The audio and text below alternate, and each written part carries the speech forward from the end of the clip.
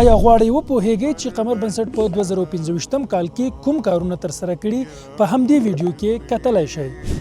قمر بنسټ په 2015 کال کې د افغانستان په مختلفو ولایتونو کې 30 مساجد جوړ کړي دي او ځینې نورې د کار لاندې دي.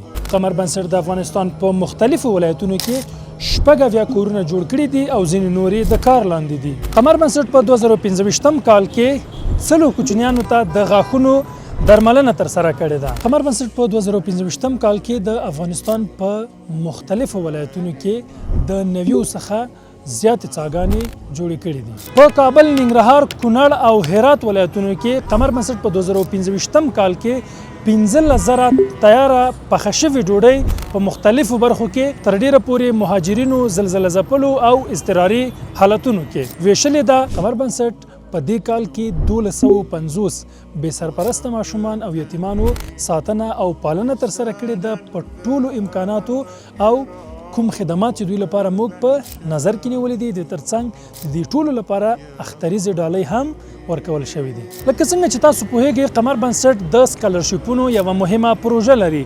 په 2015 کال کې موږ وکولی شو چې د محصلینو سپورټ او سپانسر ته دوام ورکو. اوس تاسو ته د خوراکي موادو د توزیعاتو او ترڅنګ د ژمنیو توزیعاتو په هکله معلومات درکو. تاسو پوهیږئ قمر بنسټ په رمضان، په ژمي، ورسره په اضطراري حالتونو کې همداسې په منتلی سپانسرشیپ یعنی میاشتنۍ ملاتړ سره او همداسې د کال په جریان کې د خوراکي موادو او اضطراري مرستو توزیعات لري.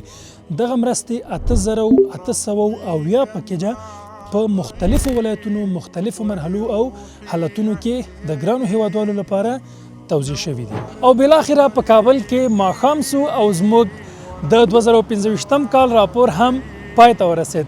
دا هغه کارونه و چې قمر بنسټ په 2015 کال کې د افغانستان په مختلفو ولایتونو کې ترسره کړي وو.